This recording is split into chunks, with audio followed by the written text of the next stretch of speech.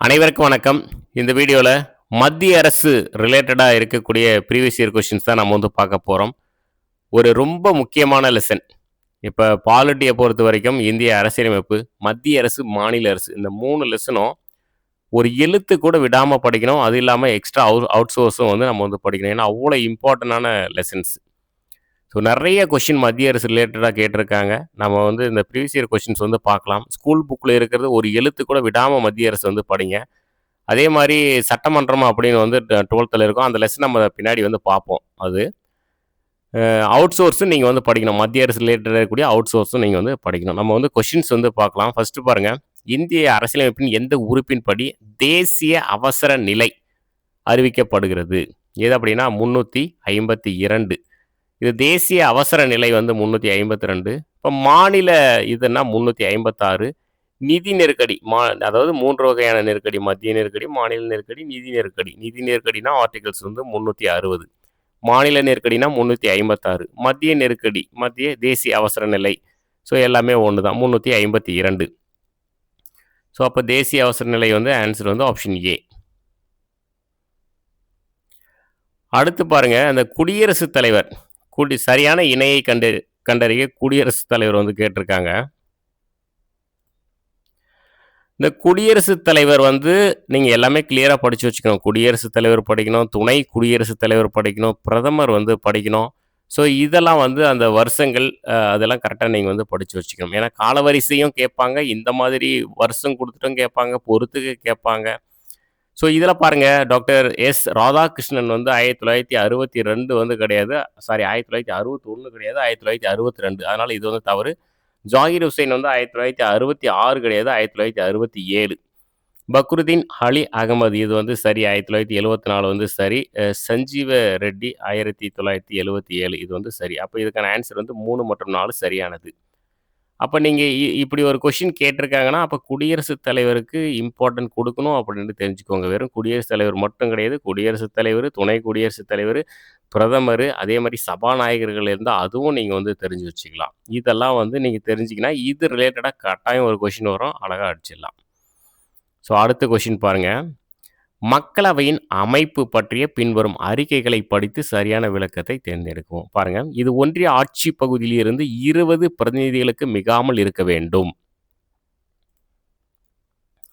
இது பிரதமரால் நியமிக்கப்படும் Anglo Indian சமூகத்தின் 2 உறுப்பினர்களுக்கு மிகாமல் இருக்க வேண்டும். இது மாநிலங்களில் இருந்து 552 பிரதிநிதிகளுக்கு மிகாமல் இருக்க வேண்டும். இலக்கியம், அறிவியல், கலை மற்றும் சமூக அறிவியலில் சிறப்பு புலமை பெற்ற 12 நபர்களை குடியரசுத் தலைவர் பரிந்துரைப்பார். கொஷின் என்ன அப்படின்னா, மக்களவையை பற்றி வந்து கொஷின் கேட்டிருக்காங்க. அப்போ இது வந்து பாருங்க, இதில் சரியானது வந்து ஆப்ஷன் ஏ வந்து சரியானது. ஆப்ஷன் பி ஏன் தவறுனா, பிரதமர் வந்து கிடையாது, இது குடியரசுத் தலைவர். ஆப்ஷன் சி வந்து தவறு, இது மாநிலங்கள் வந்து கிடையாது, மக்களவை. அதாவது இது மாநிலங்களில் இருந்து 552 பிரதிநிதிகளுக்கு மிகாமல் இருக்க வேண்டும். மாநிலங்களில் இருந்து வந்து 530 பிரதிநிதிகளுக்கு மிகாமல் இருக்க வேண்டும். மாநிலங்களிலிருந்து 530. அப்போ யூனியன் பிரதேசத்திலிருந்து ஒரு 20. அப்போ ஆங்கிலோ இந்தியன் பிரதிநிதியிலிருந்து ஒரு 2. மொத்தமாக தான் 552. அப்போ மாநிலங்கள் அப்படின்னு கொடுத்ததுனால 530 வந்திருக்கும். அதனால் இது வந்து தவறு. இது என்னென்ன அப்படின்னா, இது வந்து மாநிலங்கள் அவைக்கு தான் வந்து 12 நபர்களை குடியரசுத் தலைவர் பரிந்துரைப்பார். நம்ம கொஸ்டின் என்னன்னா, மக்களவையுடைய அமைப்பு தான் வந்து கேட்டிருக்காங்க. அப்போ வந்து இது வந்து தவறு. அப்போ சரியானது வந்து ஆப்ஷன் ஏ மட்டும் வந்து சரியானது. ஸோ நெக்ஸ்ட்டு பாருங்கள், மத்திய அமைச்சர் வகை, அவங்களுடைய பணிகள், அதுதான் வந்து ஒரு பட்டியல் பொறுத்துக்க வந்து கொடுத்துருக்காங்க. நம்ம வந்து பார்க்கலாம். அமைச்சர் குழு பாருங்கள், அமைச்சர் குழுக்கு வந்து இதுக்கான ஆன்சர் வந்து பாருங்கள், ஆப்ஷன் ஏ வந்து சொல்லியிருக்காங்க. நம்ம வந்து பார்க்கலாம். கொஞ்சம் இது அவுட் சோர்ஸ் போகிற மாதிரி இருக்கும். அமைச்சர் குழு பார்த்தீங்கன்னா, அனைத்து அமைச்சரவை கூட்டத்திலும் கலந்து கொண்டு பங்கு பெற வேண்டும். அதுதான் அமைச்சர்கள் குழு. இது தனி இலாகாவுடைய மத்திய அமைச்சர் அவர் பாருங்க, இவர் ராஜாங்க அமைச்சரின் கீழ் பணிபுரிய மாட்டார் அப்படின்னு கொடுத்துருக்காங்க. மத்திய அமைச்சர் இவருக்கு தனி இலாகாவுடைய துறைகள் ஒதுக்கப்பட மாட்டாது. எது மத்திய அமைச்சருக்கு. இணை அமைச்சர் இவர் ராஜாங்க அமைச்சர் கீழ் பணிபுரிய வேண்டும். எது இணை அமைச்சர். ஸோ ஓரளவுக்கு அண்டர்ஸ்டாண்ட் பண்ணி நம்ம வந்து போட்ற முடியும். இந்த மத்திய அமைச்சர், இணை அமைச்சர் இத வச்சு நம்ம வந்து அண்டர்ஸ்டாண்ட் பண்ணி போட்ற முடியும். ஸோ நெக்ஸ்ட்டு மாநிலங்களவையின் தலைவராக செயல்படுகிறவர் யார் அப்படின்னா, அது குடியரசு துணைத் தலைவர் தான். மாநிலங்களவையின் தலைவராக செயல்படுகிறவர் யாருன்னா, குடியரசு துணைத் தலைவர். இது ஸ்கூல் புக்லலாம் வந்து இருக்கு. பாருங்க, இதுவும் ஸ்கூல் புக்ல இருக்கு. குடியரசுத் தலைவர் மற்றும் துணை குடியரசுத் தலைவர் பதவிகளை யாரும் வகிக்காத ஒரு சூழலில், குடியரசுத் தலைவராக பதவி வகித்த இந்திய தலைமை நீதிபதி யார்? இதெல்லாம் எக்ஸாம்ல நெறைய டைம் கேட்டிருக்காங்க. ஸ்கூல் புக்லயும் வந்து இருக்கு. நீதிபதி எம். இதயதுல்லா. அடுத்து, இந்திய நாடாளுமன்றத்தில் மசோதாவை நிதி மசோதாவா அல்லது சாதாரண மசோதாவா என முடிவு செய்வது யார்? அப்படின்னா சபாநாயகர் தான். சபாநாயகர் தான் வந்து இந்த மசோதா வந்து எந்த மாதிரி மசோதா? நிதி மசோதாவா இல்ல சாதாரண மசோதா அப்படின்ற டிசைட் பண்றது வந்து சபாநாயகர். ஸ்கூல் புக்ல அதெல்லாம் வந்து இருக்கு. பாருங்க, கீழ்க்கண்டவற்றில் தவறான கூற்றை தேர்வு செய்வோம். மொத்தமா ஒரு 4 கூற்று குடுத்துருக்காங்க. நம்ம வந்து பார்க்கலாம். ஸோ பாருங்க, ஃபர்ஸ்ட் கூற்று 1 பாருங்க. துணை ஜனாதிபதி மேலவையின் உறுப்பினர் ஆவதற்கு தகுதி உடையவர். இது வந்து சரிதான். இது மேலவையின் உறுப்பினர் ஆவதற்கு தகுதி உடையவர். அரசியலமைப்பின்படி துணை ஜனாதிபதி ஜனாதிபதியாக செயல்படும் பட்சத்தில் துணை ஜனாதிபதிக்கு செலுத்த வேண்டிய சம்பளம், சலுகைகளையும் ஆகியவைகளை பெறுகிறார். இது வந்து தவறு. ஏன்னா, துணை ஜனாதிபதிக்கு அப்படின்னு சொல்லிட்டு அவருக்கு வந்து சம்பளம் வந்து கிடையாது. சரிங்களா? அதனால இது தவறு. ஜனாதிபதியால் உயர்நீதிமன்ற நீதிபதிகளின் எண்ணிக்கை முடிவு செய்யப்படுகிறது. இது வந்து சரி. குடியரசுத் தலைவரின் கட்டுப்பாட்டில் அவசர கால நிதி இருக்கிறது. இதுவும் வந்து சரி. அப்ப என்ன கேட்டிருக்காங்க? தவறானது வந்து கேட்டிருக்காங்க. தவறானது வந்து 2 மட்டும் வந்து தவறானது.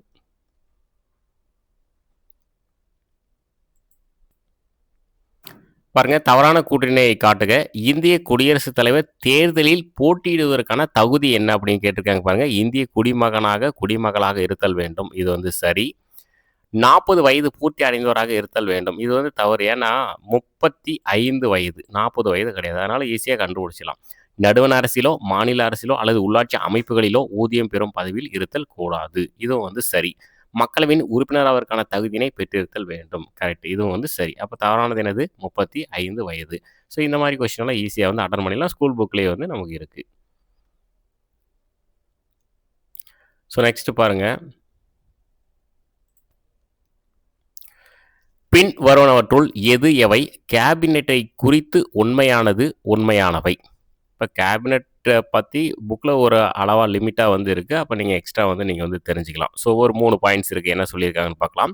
சட்டமன்றத்திற்கு நிர்வாகிகளின் பொறுப்பினை கேபினெட் அமைப்பு வலியுறுத்துகிறது. எது? சட்டமன்றத்திற்கு நிர்வாகிகளின் பொறுப்பினை வந்து கேபினெட் அமைப்பு வலியுறுத்துகிறது. கேபினெட் என்பது பிரதம மந்திரி மற்றும் முக்கியமான துறைகளை கொண்ட மூத்த அமைச்சர்களை கொண்டதாகும். கரெக்டு தான். கேபினெட் என்பது பிரதம மந்திரி மற்றும் முக்கியமான துறைகளை கொண்ட மூத்த அமைச்சர்களை கொண்டது தான் கேபினெட். பிரதம மந்திரி கேபினெட்டின் தலைவர் ஆவார். இதுவும் சரி. அப்போ வந்து ஆன்சர் பார்த்தீங்கன்னா 3மே வந்து சரியாக கொடுத்துருக்காங்க.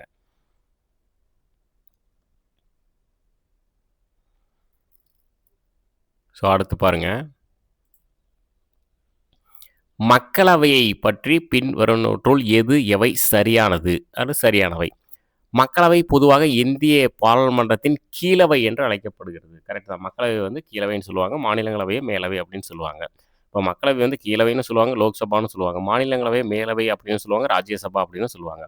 மக்களவை உறுப்பினர்கள் நேரடியாக மக்களால் தேர்ந்தெடுக்கப்படுகின்றனர். இதுவும் வந்து சரி. 44வது சட்ட திருத்தத்தால் மக்களவை உறுப்பினர்கள் எண்ணிக்கை 545ஆக உயர்த்தப்பட்டது. இது வந்து நமக்கு தெரியல. 44வது சட்ட திருத்தம் 1978 அந்த சொத்துரிமை அடிப்படை உரிமையிலேருந்து நீக்கிட்டாங்கன்றது தான் நமக்கு தெரியும். அந்த 44வது சட்ட திருத்தத்தை பற்றி விரிவாக வந்து ஸ்கூல் புக்கில் எங்கேயும் வந்து கிடையாது. அப்போனால இது நமக்கு தெரியலன்றதுனால இது 2மே நம்ம ஆன்சராக வந்து செலக்ட் பண்ணிட முடியும். இருந்தாலும் 44வது சட்ட திருத்தம் அப்படின்றத பற்றி நம்ம டீப்பாக வந்து படித்து வச்சுக்கலாம். அல்லது இந்த மக்களவை உறுப்பினர்கள் வந்து எந்தெந்த காலகட்டத்தில் எவ்வளோ உயர்த்தியிருக்காங்க அப்படின்றத நீங்கள் தெரிஞ்சு வச்சுக்கலாம். இப்போ இதுக்கான ஆன்சர் வந்து 1, 2 ஆகியவை வந்து சரி.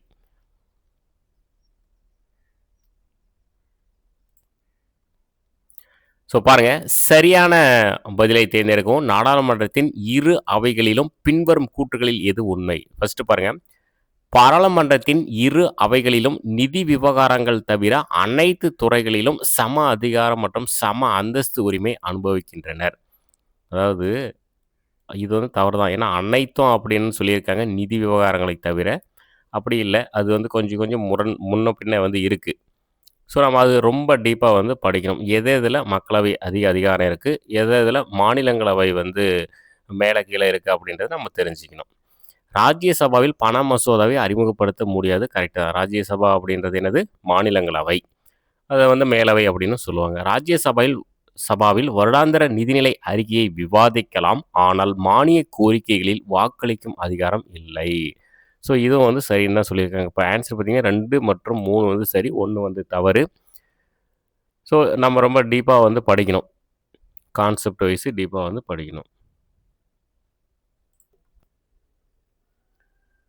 கீழ்க்கண்ட கூற்றுகளை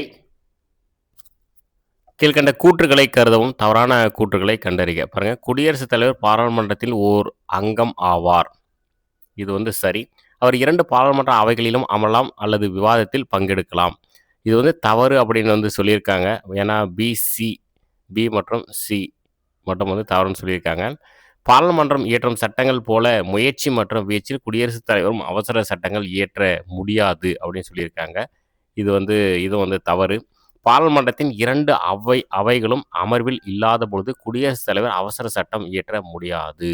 ஸோ இதெல்லாம் கொஞ்சம் அப்படியே ரொம்ப டீப்பா வந்து படிக்கும்போது தான் அண்டர்ஸ்டாண்ட் வந்து பண்ண முடியும். நம்மளும் லெசன் படிச்சிருக்கோம். ஆனா சரியா வந்து கெஸ் பண்ண முடியல.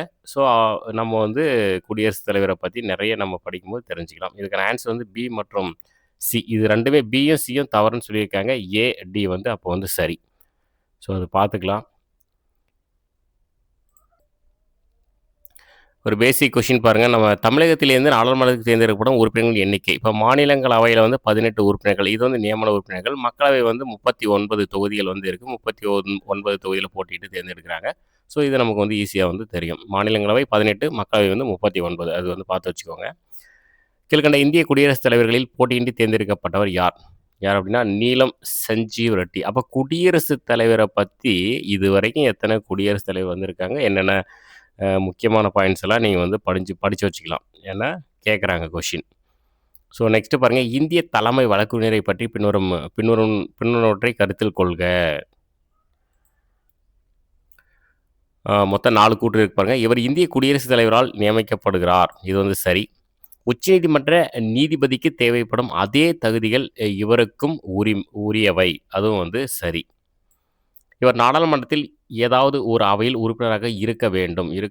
அது வந்து தவறு. இருக்கக்கூடாது. ஏன்னா அப்படி இருந்தா அது வந்து வழக்கறிஞரா வந்து இருக்க முடியாது. பாராளுமன்றம் மூலம் இவர் பதவி நீக்கம் செய்யப்படலாம். அதுவும் வந்து தவறு. அப்ப இதுக்கான சரியானது பார்த்தீங்கன்னா, 1 மற்றும் 2 வந்து சரி. அப்ப இதுலருந்து என்ன தெரிஞ்சுக்கலாம்? இந்திய தலைமை வழக்கறிஞரை பத்தி நாம வந்து ரொம்ப டீப்பா வந்து படிச்சுக்கலாம். இந்த லெசன் படிக்கும்போது நீங்க எல்லாமே டீப்பா படிக்கலாம். அந்தந்த கொஸ்டினுக்கு தகுந்த மாரி நாம வந்து இம்பார்ட்டன்ட் குடுத்துக்கலாம். பாராளுமன்றத்தின் மதிப்பீட்டு குழுவில் டேஸ் அங்கத்தினர் உள்ளனர். எத்தனை பேர்னா 30 பேர் வந்து இருக்காங்க. இதுல மதிப்பீட்டு குழுவுல. பாராளுமன்றத்தின் கீழ்க்கண்ட பணிகளை கருதுக. சரியான விடையை தேர்ந்தெடுக்கவும். பாருங்க, மொத்தம் ஒரு 4 கூற்று குடுத்துருக்காங்க. பண மசோதா மக்கள் விருப்பத்தை பிரதிநிதித்துவப்படுத்துகிறது. ஒப்புவிப்பு சட்டம் பாராளுமன்ற மறு ஆய்வுக்கு உட்பட்டது அல்ல. அரசமைப்பு சட்ட உறுப்புகளை திருத்தம் செய்யும் அதிகாரத்தை பாராளுமன்றம் கொண்டிருக்கிறது. பாராளுமன்றம் மாநிலங்களுக்குரிய சட்டம் இயற்றும் எல்லைக்குள் இருக்கும் அதிகாரத்தின் மீது சட்டம் இயற்ற முடியும். ஸோ இதில் என்ன சொல்லியிருக்காங்கன்னா 3 மற்றும் 4 வந்து சரி. ஆன்சர் வந்து 3ம் சரி, 4 வந்து சரி. 1, 2 வந்து தவறு. ஸோ அது பார்த்துக்கோங்க. இது நம்ம அவுட்சோர்ஸ் போகும்போது தான் இதுக்கெல்லாம் நம்ம வந்து கிளியரான ஆன்சர் வந்து பண்ண முடியும். நீங்க தெரிஞ்சுக்கோங்க. இது 2மே நமக்கு படிக்கும்போதே தெரியுது. அதாவது அரசமைப்பு சட்ட உறுப்புகளை திருத்தம் செய்யும் அதிகாரத்தை பாராளுமன்றம் கொண்டிருக்கிறது அப்படின்றது நமக்கு தெரியும். பாராளுமன்றம் மாநிலங்களுக்குரிய சட்டம் இயற்றும் எல்லைக்குள் இருக்கும் அதிகாரத்தின் மீது சட்டம் இயற்ற முடியும். அதுவும் வந்து நமக்கு வந்து தெரியும். ஸோ இதுக்கான ஆன்சர் வந்து 3 மற்றும் 4 வந்து சரி. நம்ம வந்து பார்த்தீங்கன்னா, இப்ப ஈஸியான கொஸ்டின வச்சு நம்ம அழகா சொல்லிட்டு போயிடலாம். எல்லாமே ஸ்கூல் புக்ல தான் இருக்கு அப்படின்னு சொல்லிட்டு. ஆனா வந்து அது வந்து உங்களுக்கு வந்து சரியா வந்து இருக்காது. ஏன்னா இப்ப எல்லாமே அவுட் சோர்ஸ் போறதுனால, நம்ம வந்து டிஃபிகல்ட்டா இருக்கக்கூடிய கொஸ்டின டீச் பண்ணும்போது தான் நம்ம எனக்கு தெரியலனாலுமே, இத நான் இங்க சொல்லும்போது தான் நீங்க வந்து அத அண்டர்ஸ்டாண்ட் பண்ணிட்டு, அதுக்கு தகுந்த மாரி நம்ம வெளிய அவுட் சோர்ஸ் படிக்கிறதுக்கு வந்து வசதியா வந்து இருக்கும். ஏன்னா நம்மளுமே இதுவரைக்கும் ஸ்கூல் புக்னு தான் இருந்துட்டோம். அதனால அவுட் சோர்ஸ் பார்க்கும்போது நமக்கே அது தடுமாற்றம் வந்து இருக்கு. அது நீங்க படிக்கிற மாரி தான் நம்மளும் வந்து நம்மள வந்து இம்ப்ரூவ்மெண்ட் பண்ணிக்குவோம். நம்ம அடுத்தடுத்து படிச்சு. ஸோ பாருங்க, பாராளுமன்ற நிலைக்குழுக்கள் பற்றி கீழ்க்கண்ட இணைகளை கவனிக்கவும். அப்ப பாராளுமன்றத்துல இருக்கக்கூடிய நிலைக்குழுக்கள பத்தி கேட்குறாங்க. அப்ப பாராளுமன்ற குழுக்கள் தொடர்பா நீங்க வந்து தெரிஞ்சுக்கலாம்.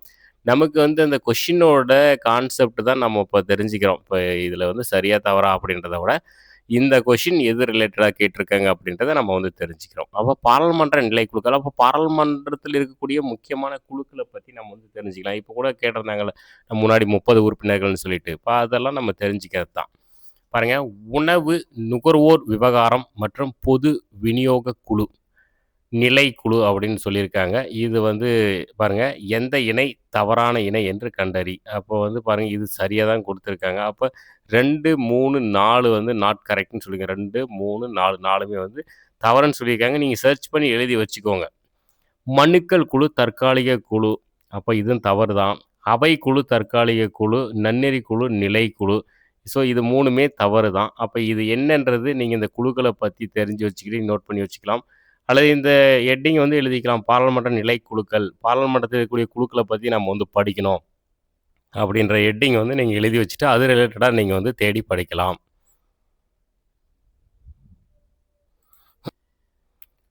அடுத்து பாருங்க, சரியான குறிப்புகளை குறிப்பிடுக. பாருங்க, தமிழ்நாடு அரசு 1983ஆம் ஆண்டு ராஜமன்னார் தலைமையில் மத்திய மாநில உறவுகளை ஆய்வு செய்ய குழு அமைத்தது. அடுத்து பாருங்க, அரசமைப்பின் 7வது அட்டவணை 3 பட்டியல்களை உருவாக்கி அதிகார பகிர்வை மத்திய மாநில அரசாங்கங்களுக்கு வழங்குகின்றன. அதிகார பகிர்வு மத்திய மாநில உறவுகளின் அச்சாணியாக உள்ளது.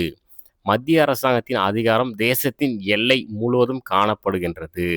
இப்ப ராஜமன்னார் குழு வந்து அமைக்கப்பட்டது 1969. அதனால இதுல வந்து 1 வந்து தவறு. மீதி இருக்கக்கூடிய 3மே வந்து சரியா இருக்கு. 2, 3, 4 4மே வந்து சரி. இதுலருந்து நம்ம என்ன தெரிஞ்சுக்கலாம்னா, மத்திய மாநில உறவு பத்தி நம்ம வந்து டீப்பா வந்து படிச்சு வச்சுக்கலாம். அதுதான் கான்செப்ட்.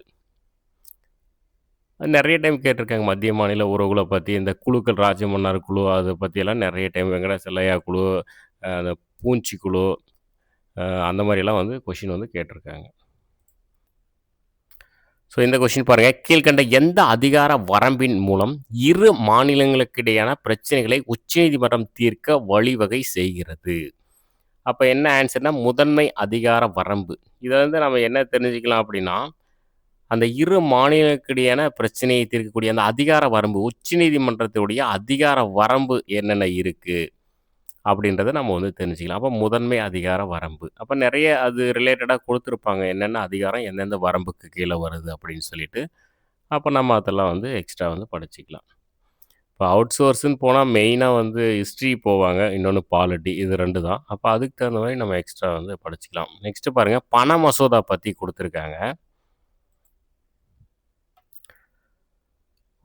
பாருங்க, பண மசோதா மாநிலங்களவையில் இதை அறிமுகப்படுத்த முடியாது. அப்போ வந்து இது வந்து சரிதான். சபாநாயகரால் சான்றளிக்கப்பட வேண்டும். இதுவும் வந்து சரிதான். மாநிலங்களவையால் திருத்தப்படலாம். இது வந்து தவறு. குடியரசுத் தலைவர் தாமதமின்றி ஒப்புதல் அளிக்க வேண்டும். அந்த 14 நாள் வந்து குடுப்பாங்க. அப்ப இதுக்கான ஆன்சர் பார்த்தீங்கன்னா, 1, 2 மற்றும் 4 வந்து சரி. அப்ப 3 வந்து தவறு. அப்ப என்னன்னா, பண மசோதாவுக்கு இம்பார்ட்டன்ட் குடுத்துக்கலாம். பண மசோதா அப்படின்றது. நெக்ஸ்ட் பாருங்க. கீழ்காணும் எந்த அரசியலமைப்பு திருத்த சட்டத்தின் மூலமாக கல்வி என்பது மாநில பட்டியலிருந்து பொது பட்டியலுக்கு மாற்றப்பட்டது? இந்த பட்டியல பத்தி நெறைய கொஸ்டின்ஸ் வந்து கேட்டிருக்காங்க டிஎன்பிஎஸ்சில. மத்திய பட்டியல், மாநில பட்டியல், பொது பட்டியல்னு 3 வகையான பட்டியல்கள் வந்து இருக்கு. இதில கல்வி நமக்கு வந்து தெரியும். 42வது சட்ட திருத்தம் 1976. அது கரெக்ட்டான்னு தெரியல. 42வது திருத்தம் 1976 தான். அப்ப தான் வந்து கல்வி வந்து மத்திய பட்டியலிருந்து மாநில பட்டியலிருந்து பொது பட்டியலுக்கு வந்து மாத்திருப்பாங்க. அப்போ வந்து கல்வி மட்டும் கிடையாது. இன்னும் ஒரு 4, 5 துறைகள் வந்து ஒரு டைம் வந்து மாத்திருப்பாங்க. ஸோ அப்ப பார்த்துக்கோங்க. பட்டியலுக்கு இம்பார்ட்டன்ட் குடுங்க. அது வந்து 3 வகையான பட்டியல் இருக்கு. அதில நெறைய துறைகள் வந்திருக்கு. அந்த துறைகள பத்தியும் நெறைய கொஸ்டின் கேட்டிருக்காங்க. இது இந்தந்த துறைகள குடுத்துட்டு, இது எந்த பட்டியல்ல இருக்கு அப்படின்லாம் கொஸ்டின் வந்து கேட்டிருக்காங்க. பாருங்க, அதே தான் பாருங்க. பின்வருவனவற்றுள் எது மத்திய பட்டியலில் இடம்பெறவில்லை? இப்ப தான் நான் சொல்லிட்டு இருந்தேன். அடுத்த கொஸ்டின் அதாவே வந்துருச்சு. அப்ப பாருங்க, அது இடம்பெறவில்லைன்னு சொல்லியிருக்காங்க. இது மூலதன வரி அப்படின்றது இடம்பெறவில்லை. அப்ப மீதி இருக்கக்கூடிய 3மே வந்து மத்திய பட்டியல்ல தான் வந்து இருக்கு. மாநகராட்சி வரி, விவசாய வருமானம் தவிர மற்ற வருமான வரி, சுங்க வரி இதெல்லாம் எதில இருக்குது? மத்திய பட்டியலில் வந்து இருக்குது. அப்போ பட்டியலில் ஒவ்வொரு பட்டியல்லையும் துறைகள் வந்து இருக்குது. என்னென்ன துறைகள் எந்தெந்த பட்டியலில் இருக்குது, முக்கியமான துறைகளை பற்றி நம்ம வந்து தெரிஞ்சு வச்சுக்கலாம். நெக்ஸ்ட் பாருங்க, பின்வருவனவற்றுள் எது தவறாக பொருத்தப்பட்டுள்ளது? இப்போ சரத்து 361 பாருங்க, நீதிமன்றத்தில் குடியரசுத் தலைவருக்கு எதிரான குற்றவியல் நடவடிக்கைகளில் இருந்து பாதுகாப்பை பெறுகிறார். எது ஆர்டிகல்ஸ் 361?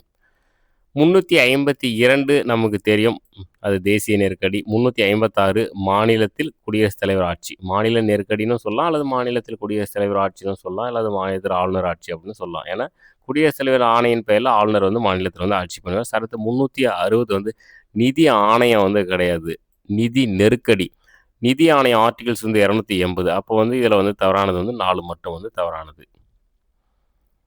ஸோ அடுத்து பாருங்க,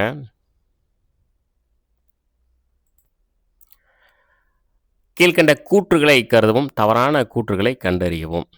சட்டமன்றம் இயற்றிய மசோதாவுக்கும் குடியரசுத் தலைவர் தன்னுடைய இசைவை தர அரசியலமைப்பு சட்டம் ஒரு எல்லையை வலியுறுத்தியுள்ளது. கரெக்டு தான். சட்ட உறுப்பு 143 கீழ் குடியரசுத் தலைவர் நிறுத்தி வைத்திருக்கும் மசோதா பற்றி உச்சநீதிமன்றத்திடம் ஆலோசிக்கலாம். அதுவும் கரெக்டு தான்.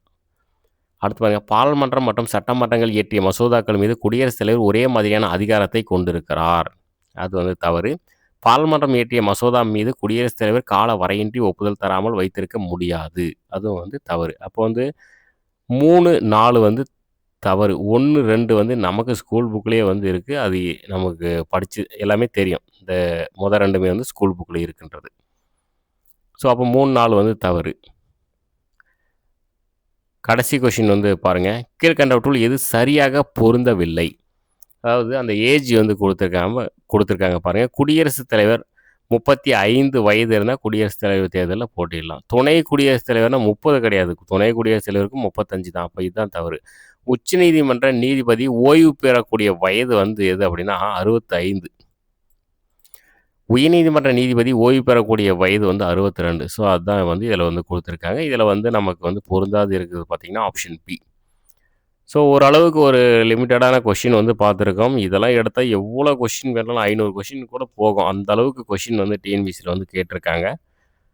ஸோ நீங்கள் டீப்பாக படிங்க. இப்போலாம் ஸ்கூல் புக்கு நீங்கள் தரவாக இருக்கணும். தரவாக இருந்துட்டு அவுட் சோர்ஸும் நீங்கள் வந்து படிக்கணும். அவுட் சோர்ஸுக்கு வந்து இப்போ நம்ம வந்து இந்த வெங்கடேசன் இருக்கக்கூடிய அந்த அரசியலமைப்பு புக்கு வந்து நம்ம வந்து வெப்சைட்டில் நம்ம வந்து கொடுக்க போகிறோம். நீங்கள் தேவைன்னா வாங்கி ஆர்டர் பண்ணிக்கலாம். ஒரு 1 வீக்கில் நம்ம வந்து ரெடி பண்ணிடுவோம்.